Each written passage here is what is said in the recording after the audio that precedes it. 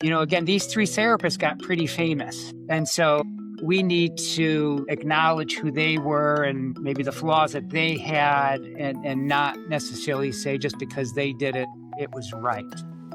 You're listening to Mentor Moments, where we talk about all things counseling, technology, education, and career development. I am Braden Wooters, and I'm joined by my co-host, Dr. Michael Keener. Grab a seat, and let's get started.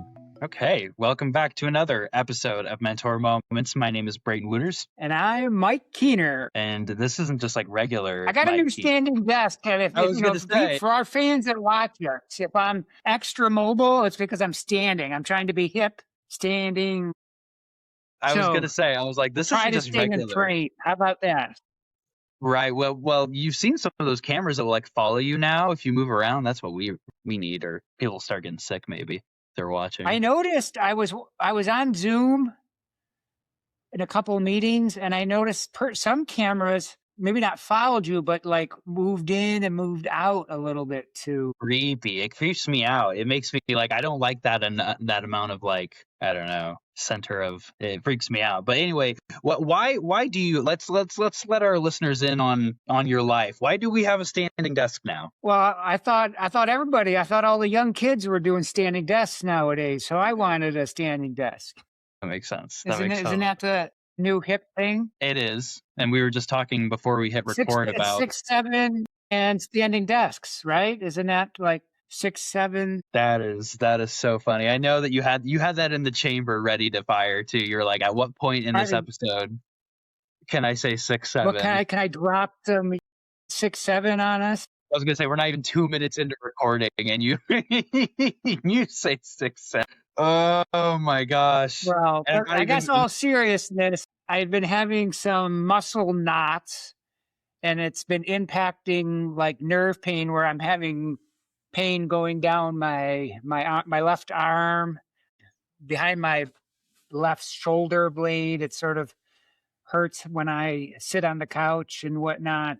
So I've been seeing a physical therapist, chiropractor, doing my exercises and stretches. And everybody just thinks doing a standing desk is just in general good, just to get you moving. But for me, just to make sure that I'm staying more in a neutral, upright position. So that's what's going on in my life. I love that. What do we need to know about you? What's going on? Well, at the time of recording, we're wrapping up this winter semester. So this is my first semester with Lindenwood, working as their athletics mental health therapist. And yeah, great semester. I think that it went really, really well. Thinking about plans for the break. I don't know if you're anything like me, but I get a little neurotic whenever it comes to planning. And so I try to look at my year ahead and I try to plan as much as I possibly can. And I know that like nothing ever actually ends up the way that you plan it. But my whole thing is like if I don't put it in my planner, then I'll always like put it off. Like, oh, this would be a fun thing to do. But now is probably not the right time. I'll save that for a different time. So if I put it in my calendar, then I kind of like force myself to go do that thing that I wanted to do. So, that's kind of what I've been spending my last couple weeks doing is putting the stuff in the calendar. Then I want to know what's the top thing you put in your calendar. It's kind of like, it's almost like you did a resolution without it being New Year's here. So what was that? Yeah. And I get I think I get super sentimental, not sentimental, but like I just get very reflective around this time. And so I'd say the biggest thing right off the top of my head is my dad and I, we haven't had the chance to go on like a one-on-one trip, like just me and him. We're always busy. And now that he's retired and now that I'm kind of at a good place, we're going to take a trip to Utah. That's the whole plan. We've been wanting to go do that for a while. I know that he has. I've got the time to go do it. So we're going to hike. We're going to do a lot of hiking. We're going to go through, all the national parks there. Spend a good week there. So that's the biggest kind of thing that's going to come up over, I think we're going to go in March, but that's kind of the big thing right now on I got 2 questions. Are these day hikes or are these like overnight hikes where we are not camping. Oh my God, no. We are not camping. These are day hikes. My folks, they do camp, but it's closer to like glamping where they own, like a camper that has running water and internet. So anything that's further than that is a little, probably not going to be done. Were you a Boy Scout? I was. So next Well, time I technically, I was see a you, Cub Scout. we should do a left-handed handshake. You see, you say that, but I have no clue. I was a Cub The Boy Scout, Scout so handshake is left-handed versus right-handed. I don't know that. Like I said, I was like a whatever the Cub Scout version. I was in like the first grade, so Oh, instead so of you like weren't a boy. You were a Cub Scout, not a Boy Cub Scout. Scouts. Yes, sorry, Cub Scouts. I stopped after I think fourth grade. I think mostly because Because you failed, or the Boy Scout test. Yeah, they you asked me how couldn't to start a climb a rope. fire with flint and steel. Yeah, no, they sent me out into the wilderness and told me to do well, and I don't know, called the police. Couldn't find me And you through. ran into Shrek and Donkey, and they saved you. So yeah, I was not a Cub Scout, Okay. but anyway, I guess maybe this is me trying to earn my badges now that I've hit adulthood. Or were you a Boy Scouts? Then I guess I you was a Boy Scout through my senior year in high school. I was senior patrol leader for 2 years. Troop 56 in Bowmansville, New York. Mr. Gall, our fearless leader. My God. I'm still friends with all the Gall boys. Mr. Gall's youngest son, John, we were the same age, so I've known him since kindergarten, and we're still buddies to this day. That explains like the badge sash that I see. That's right, that I wear, to class Around sometimes. campus. Yeah, that makes more sense. Got it. It wasn't my days of being in a pageant. That was my Boy Scout sash, not Of my. course. That was a different life. Right. We're not there yet in the season to talk about your pageant days. Yes. But we often went to the Adirondacks to go either hiking or canoeing, and we often built monkey bridges and towers, and we made our own snowshoes. I mean, Mr. Gall he has since passed away, but he was a remarkable man. He was a pilot. He was a mechanic, sort of a backyard engineer. And again, like we built a steaming box so we could put the wood in there to bend, the wood for the snowshoes, and laced them up. And we made a boat, an ice boat or an ice ship kind of thing. To go, Buffalo, it's icy. So we made, so it's sort of a sailboat on the ice, I guess is the best way to put it. So Never heard of this. I can only imagine the skills that you end up learning. I don't remember learning anything. So once you get to a certain age, I'm sure that all that becomes like a lot more applicable. So interesting. Okay, let's get into some segment stuff.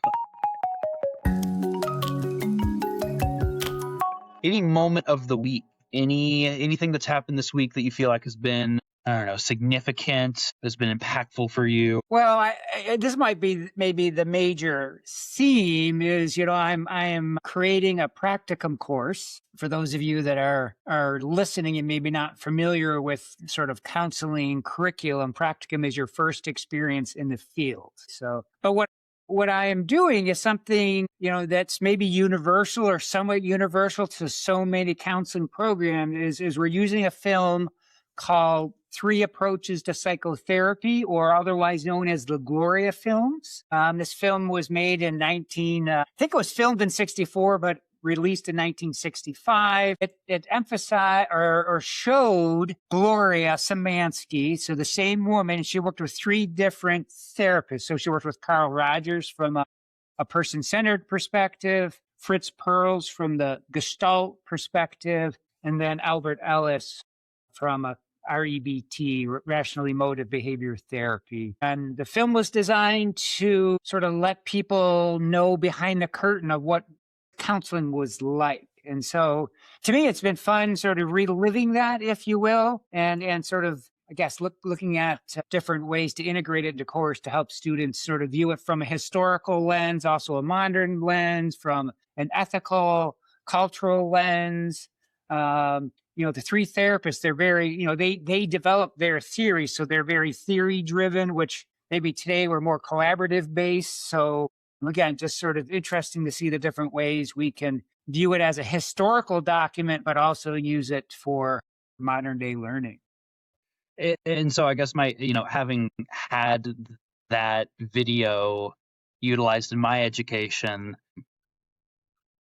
you're talking about modern education. How would you say it was like typically used in a classroom then? I guess I would say historically, right, it was used to say what counseling was. Hmm. Then, as you said, I think you evolved to, okay, these are examples of three different techniques. And now the longer we have come from 1965, now the different ways we can look at it. And I think when YouTube came out, I think it had a revision. Somebody uploaded it to YouTube. And so it made to have access so much easier. And then you could sort of really break it down a little bit. Okay, how does somebody start? How did the three therapists, start the session? What critique it for what are the true interventions from each perspective, and then how did it close?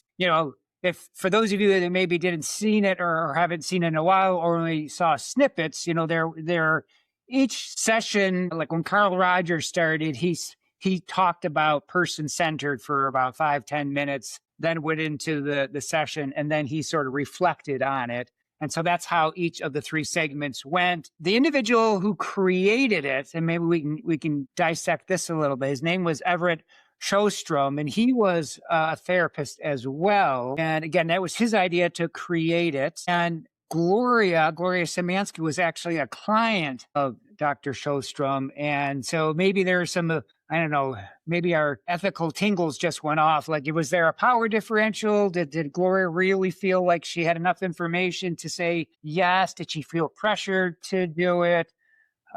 And we could talk a little bit more about that. But I guess I sort of rambled there a little bit. So I think to answer your question, it was probably used in snippets to learn about the techniques or what counseling is. And then today we're sort of, again, looking at it from more of a historical perspective, maybe with, again, that 2020 hindsight. Yeah. And I think the only part that I remember, have the first time watching first of all, like if you're listening to this episode, like I really recommend like you go look for the video. Like if this is if there's a good pause, like this would be the time to pause. Go find the video, like watch some snippets of it. You don't have to watch the full thing, but just to get an idea of kind of what we're talking about.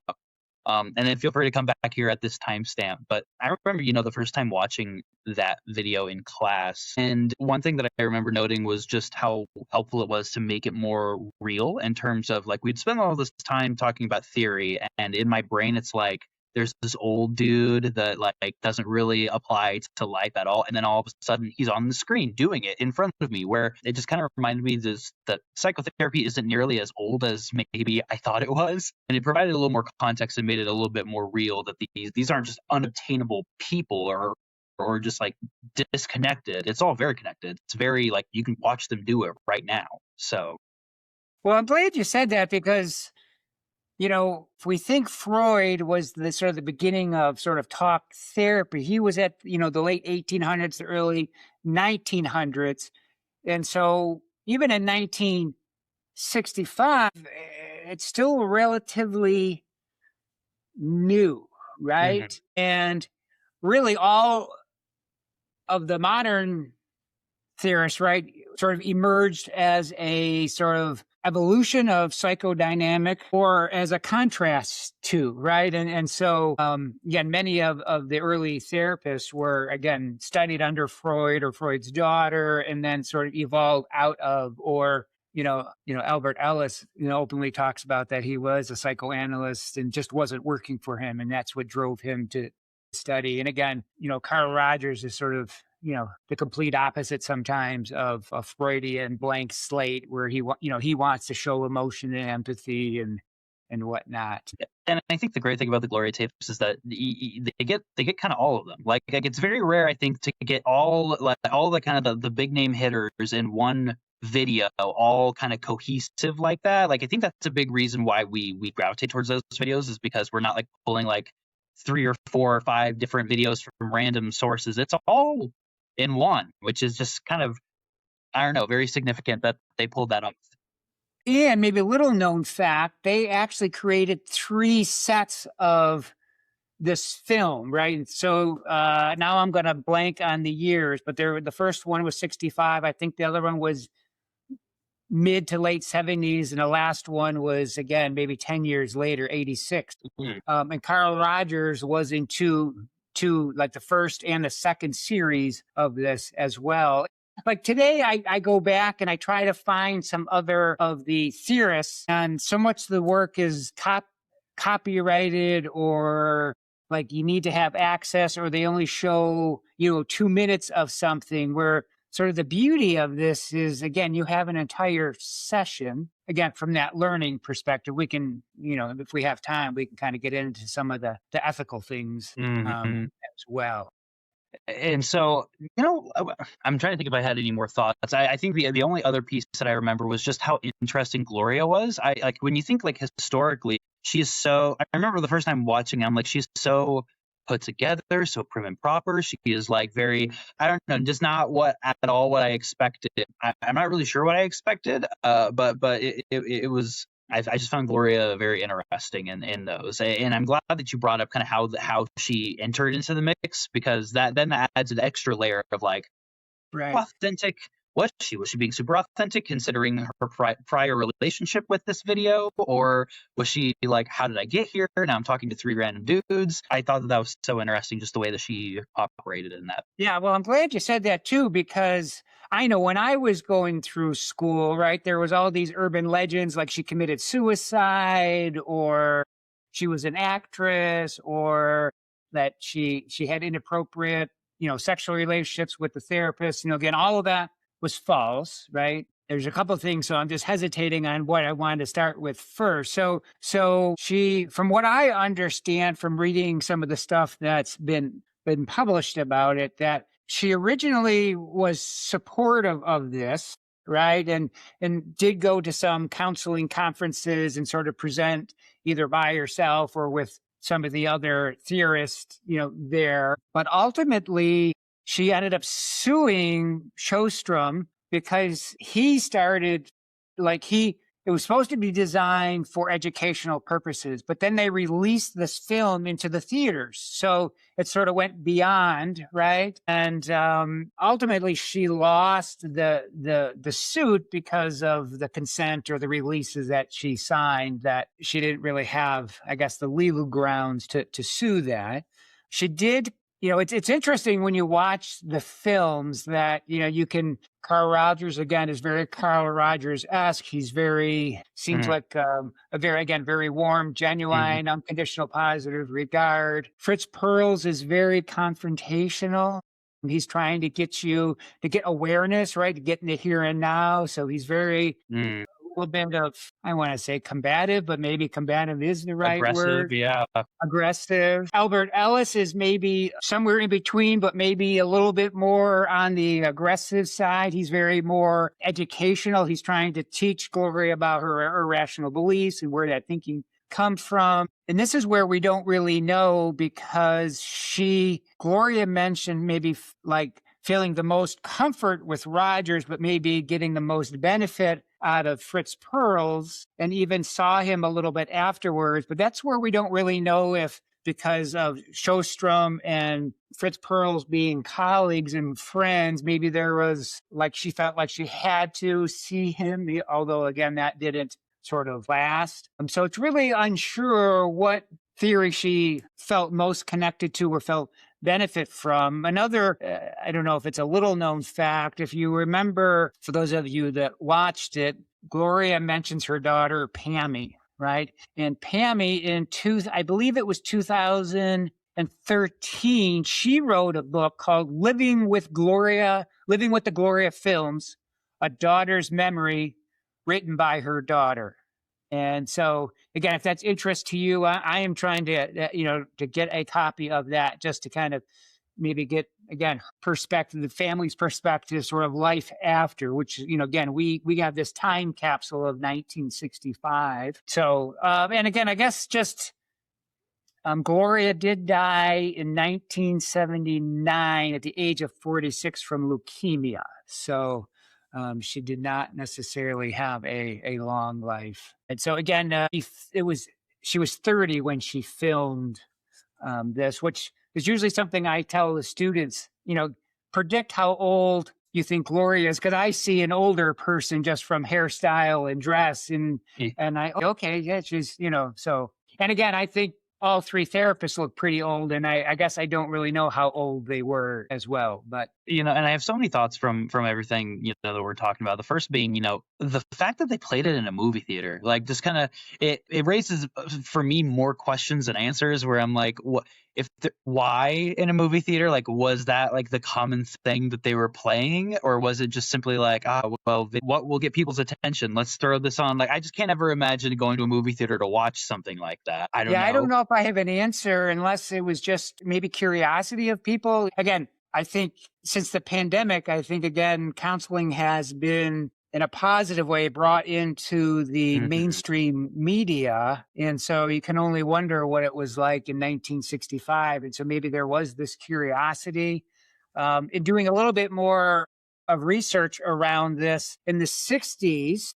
Right. They had what was called the encounter movement, and it was people trying to get self-aware. And a lot of the films you see of Albert Ellis was filmed in California at this institute where he would hold these encounter groups. And so it almost looks like he's counseling the same people all the time. But what it really was it's the weekend long sort of encounter group that he filmed. And so, you really need to, again, I guess, have that information to view it, that these really aren't clients or a group. It's sort of people coming to sort of work with what they would say is sort of like a guru, and so there is, again, just that, I guess, grain of salt that to kind of, when you view these things, that it's not counseling, but you do see Fritz Perls really working in the here and now, and with some of the different, open chair techniques, or just having people feel sensations in their hands, and really,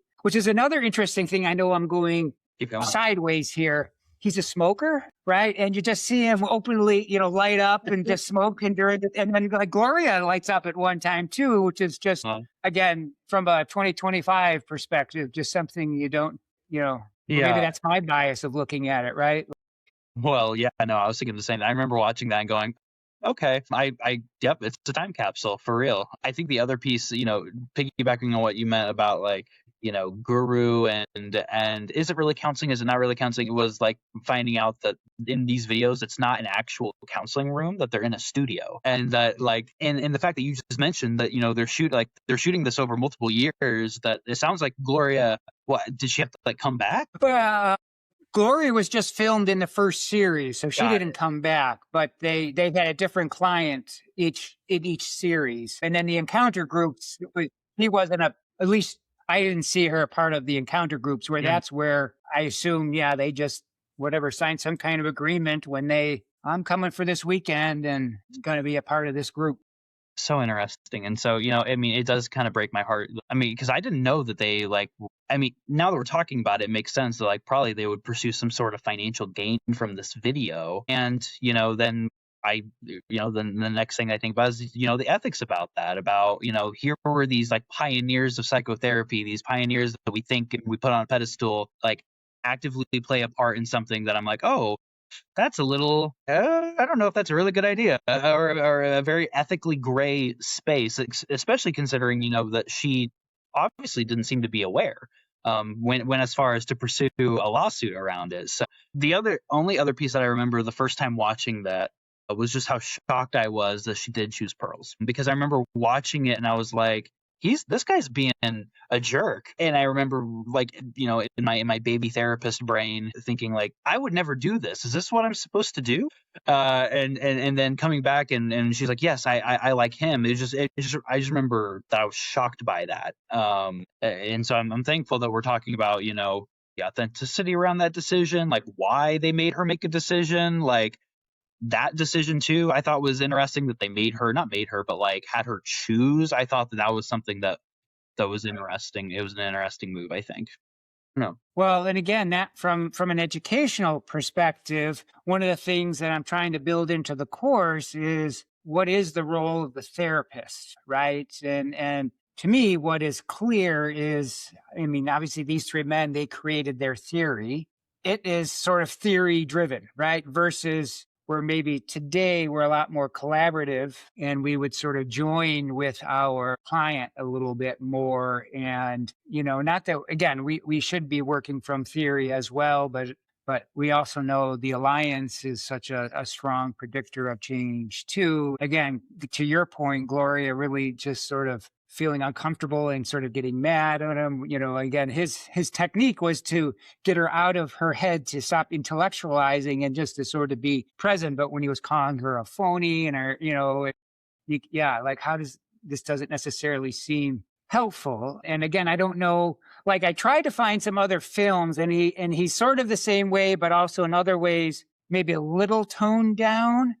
And so again, is there a theatrical piece there as well from Pearls? Again, who knows? So, but anyways, just sort of again, and I guess to your other point about sort of the ethics, the organization that became the American Counseling Association, they first produced a code of ethics now, again, I believe it was mid 50s. Don't quote me on that.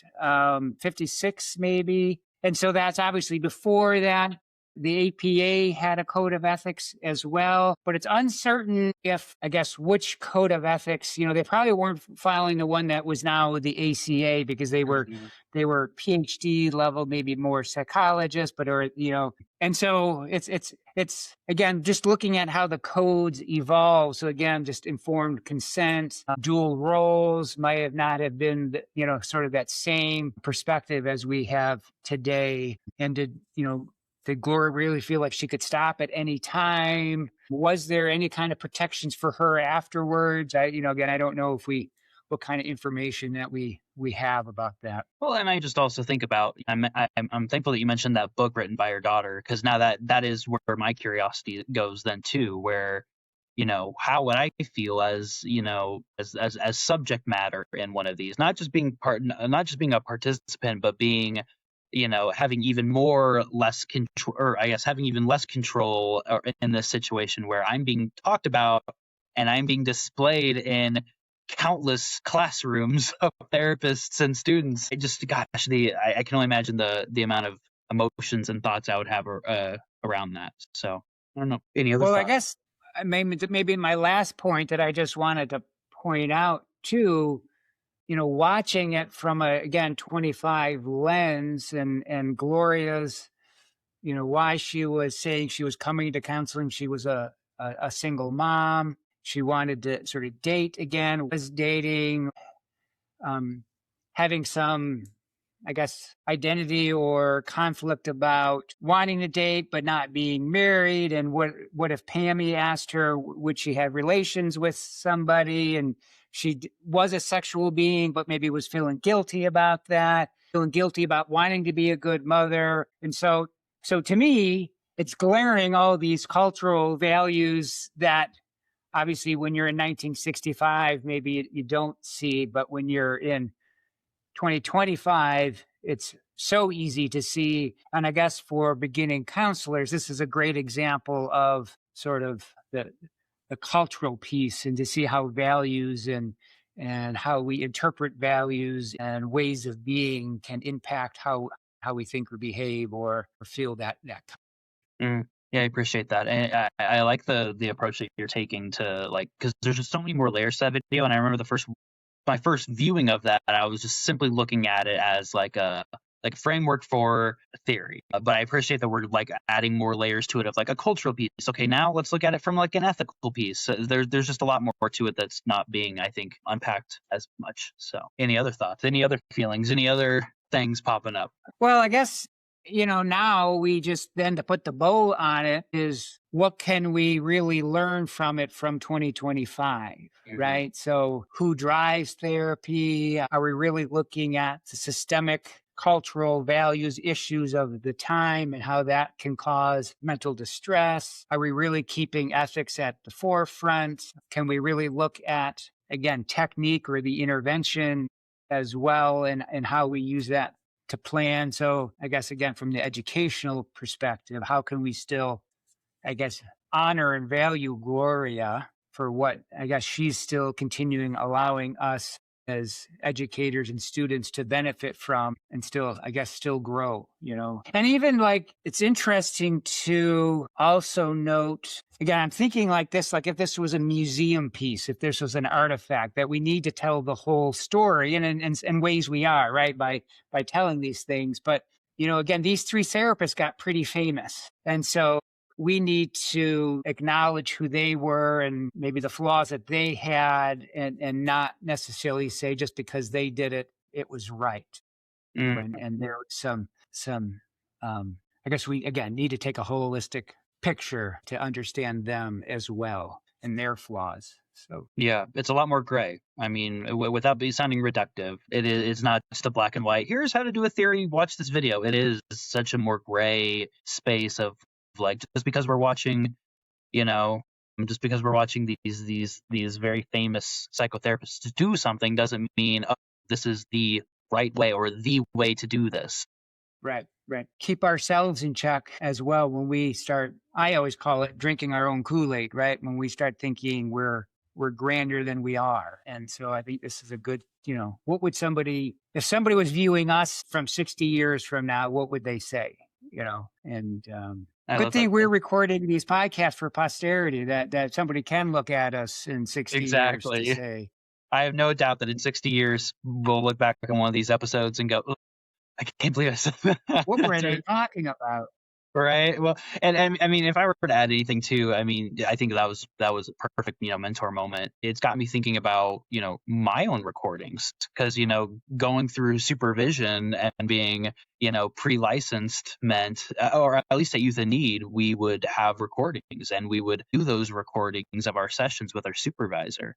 And you and I have just spent, close to 45 minutes talking about one. And granted, it's a very famous recording, but hundreds and thousands of therapists make their own recordings every day. And I'm not sure that we spend as much time thinking about just how special and intimate and how serious those recordings are. It's not simply just a learning thing, but it is this is a snapshot of this person's life, of that person's culture, of our own culture, that it's not just a simple homework assignment either, but it can certainly have a lot more weight to it than maybe we view it as just a training tool, So got me thinking. Any other thoughts? Any other things? I am thoughtless now. So any resource review, any books, articles, things that you want to shout out for people to check out? I guess I would, as you already did, shout out Gloria. Go to YouTube, just the Gloria films. They are now in 4K HD, so they're a little better visual quality. So, and look at it at a different light, from a different perspective. Absolutely.